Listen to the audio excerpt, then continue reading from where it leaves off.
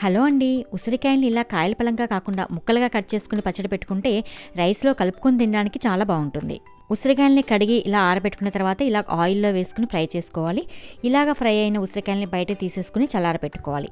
అదే ఆయిల్లో కొద్దిగా ఆవాలు, కొద్దిగా జీలకర్ర, కొద్దిగా అల్లం వెల్లుల్లి పేస్ట్ వేసుకోవాలి. ఈ అల్లం వెల్లుల్లి పేస్ట్లో నేను వెల్లుల్లిపాయ ఎక్కువగా అల్లం చిన్న ముక్క వేసాను అంతేనండి. చల్లారిపోయిన ఉసిరికాయల్ని ఇలా ముక్కల కింద కట్ చేసుకుని మధ్యలో ఉన్న పిక్క తీసివేయాలి. ఉసిరిలో ఎన్ని ఔషధ గుణాలు ఉన్నాయో మనందరికీ తెలిసిందే. దీన్ని సింపుల్గా సూపర్ ఫుడ్ అని పిలవచ్చు. ఇలా కట్ చేసుకున్న ముక్కలో 110 గ్రామ్స్ వరకు కారం, 100 గ్రామ్స్ వరకు దంచిన ఉప్పు, 50 గ్రామ్స్ ఆవపిండి వేసుకోవాలి. సాల్ట్ అయితే తక్కువగా వేసుకోవాలి. తర్వాత తాలింపు కూడా వేసేసుకుని దీంట్లో ఒక 100 ml వరకు నిమ్మరసం వేసుకోవాలి. ఉసిరికాయ వగరు గనక నిమ్మరసం వేసుకుంటే ఆ టేస్ట్ చాలా బాగుంటుంది. అలాగే మనకు ఊట అనేది కూడా బాగా ఊరుతుంది. అలాగే దీంట్లో ఒక 100 ml వరకు ఆయిల్ కూడా వేసుకుని బాగా కలుపుకుని స్టోర్ చేసుకుంటే ఉసిరికాయ పచ్చడి రెడీ అయిపోయిందండి. ఒకసారి మీరు కూడా ఇలా ట్రై చేసి చూసి దీని టేస్ట్ ఏంటో షేర్ చేసుకోండి.